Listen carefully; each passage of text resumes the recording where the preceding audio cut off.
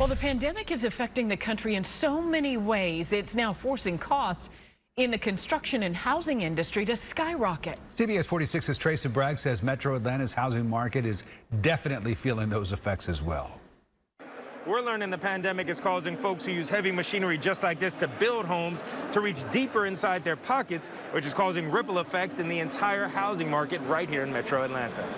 What's going on now is even getting bigger and bigger and bigger. Jeff Milligan tells me he's approaching 3 decades of experience investing in residential and commercial spaces right here in Metro Atlanta. He says the pandemic is creating a new normal in the industry. A lot of building and stuff stopped during COVID. So there was not a whole lot of construction going on. So now that COVID is almost over, the construction is starting to pick up. And of course, just like the airfares have risen, also the lumber prices have risen. And while that seems like a simple fact, it's creating a huge problem. The demand is back again, but there's not enough supply.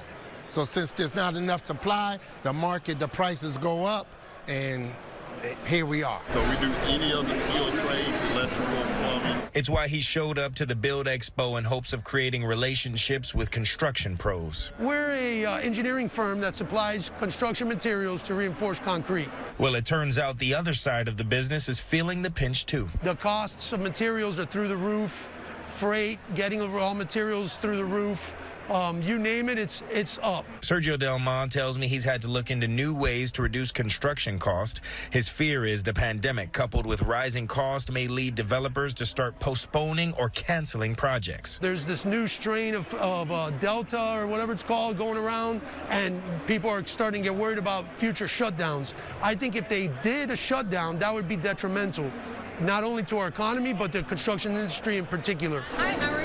But Delmont tells me if we get a hold on this pandemic, he believes prices could return to normal as early as next year. In Cobb County, Trace and Bragg, CBS 46 News.